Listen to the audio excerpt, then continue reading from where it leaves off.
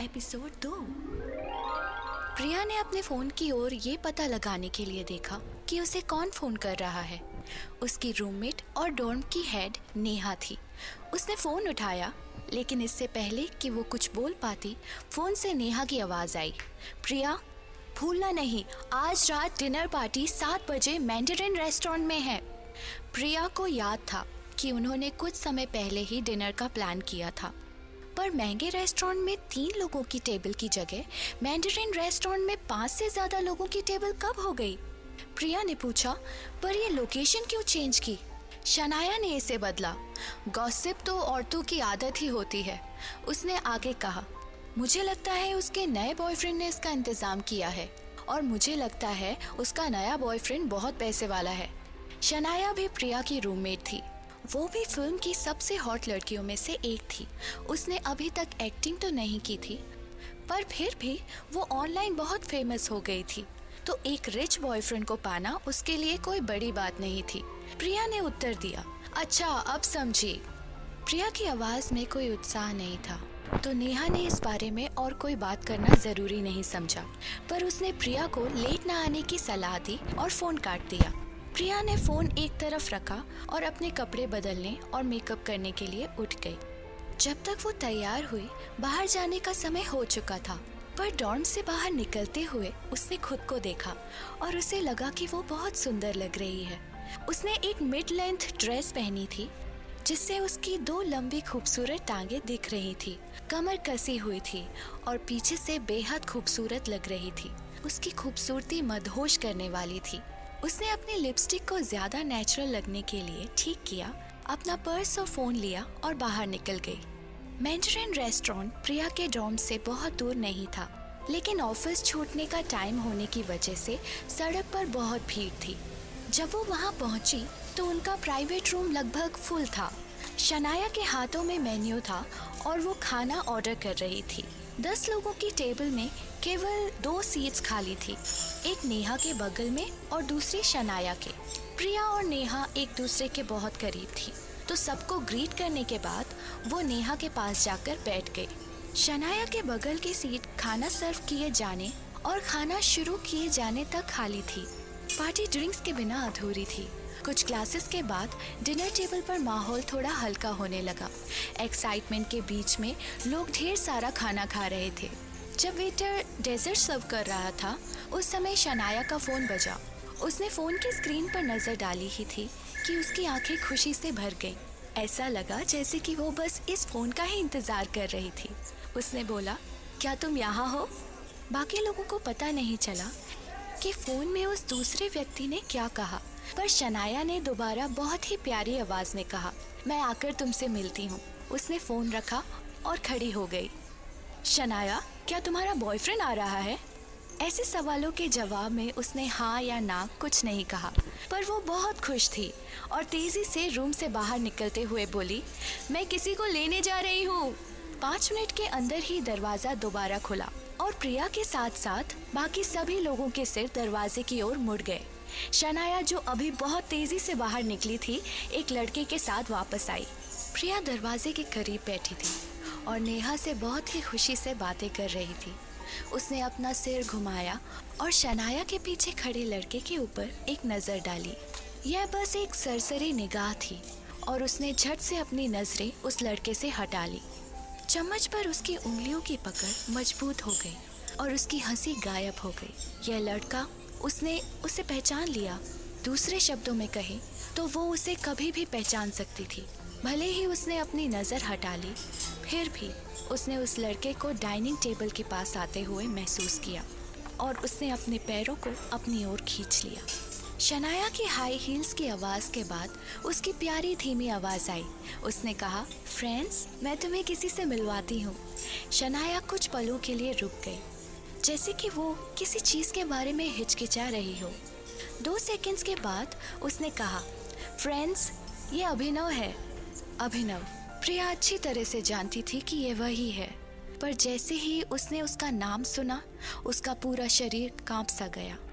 जिसे शनाया ने अभी सबसे मिलवाया, वही था जिसने आज से 4 साल पहले उसकी मासूमियत छीन ली थी। यह वही अभिनव था जिससे अपने दिल की बात कहने के लिए उसने हिम्मत जुटाई थी और जिसने उसके कपड़ों को 4 साल पहले फाड़ दिया था।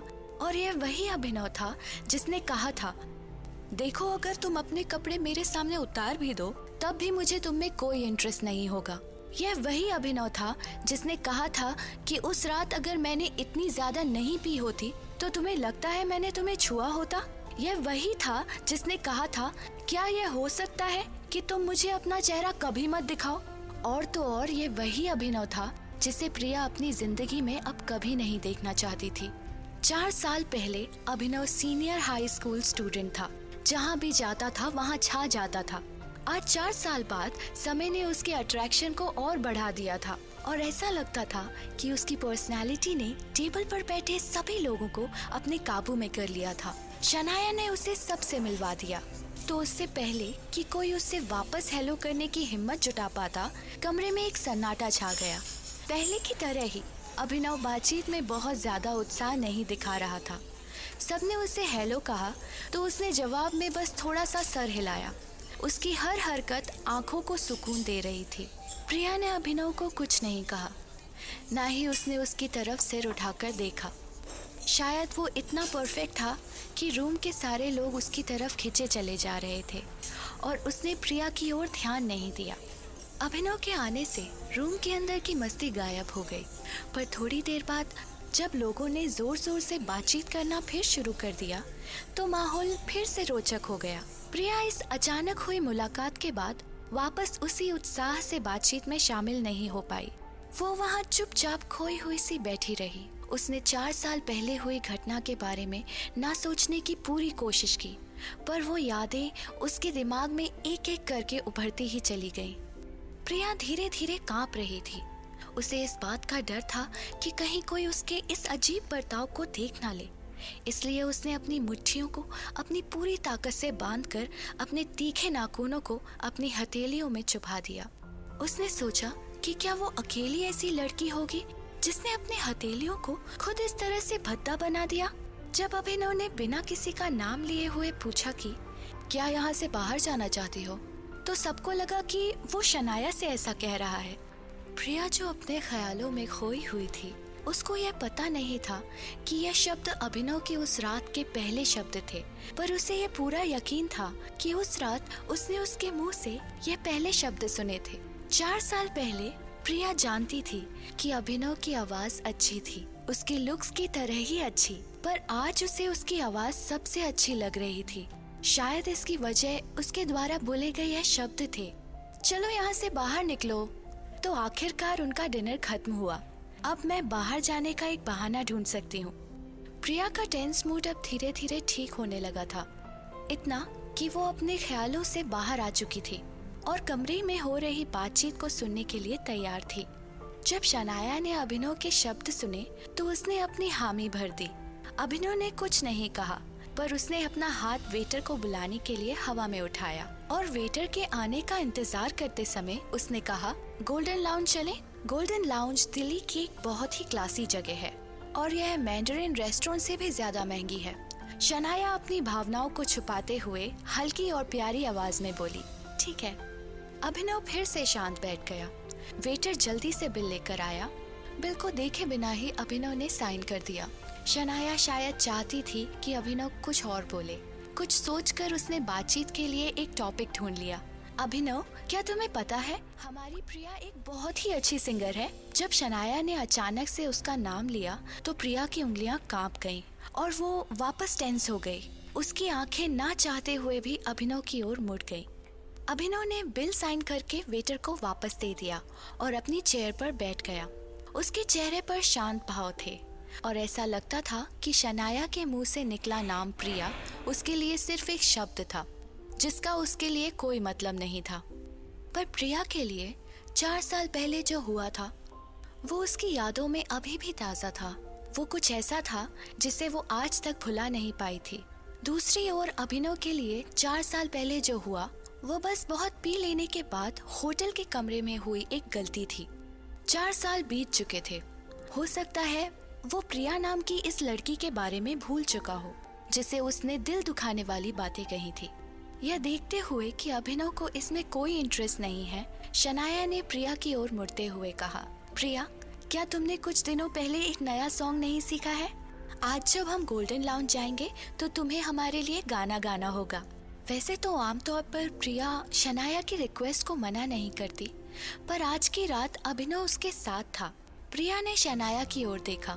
क्योंकि अभिनव वहाँ था, इसलिए उसने बहुत धीमी आवाज में उससे बात की और कहा, मैं बहुत अच्छा महसूस नहीं कर रही हूँ। मैं वापस स्कूल जाकर थोड़ा आराम करना चाहती हूँ। प्रिया, तुमको क्या हुआ है? तुम ठीक हो ना? और अब बहुत देर हो चुकी है, अकेले वापस जाना सेफ नहीं है। तुम हमारे साथ क्यों नहीं आती? इससे पहले कि शनाया उसे रुकने के लिए मना पाती, अभिनव, जो कि उसके बगल में बैठा था, उठ खड़ा हुआ। उसने प्रिया और शनाया के बीच होने वाली बातचीत को इग्नोर कर दिया और बोला, चलो चलते हैं, और रूम से बाहर निकल गया। शनाया ने अभिनव को दरवाजे से बाहर जाते हुए देखा। उसने प्रिया की ओर देखा और अपनी बात को पूरा किए बिना ही उसने अपना बैग उठाया और जल्दी से अभिनव के पीछे चल पड़ी। रूम में बाकी लोग ये जानने के लिए बहुत उत्सुक थे कि गोल्डन लाउंज कैसा है, तो उन्होंने प्रिया को बाय कहा और ज्यादा बातचीत किए बिना ही वो सब रूम से बाहर निकल गए। एपिसोड।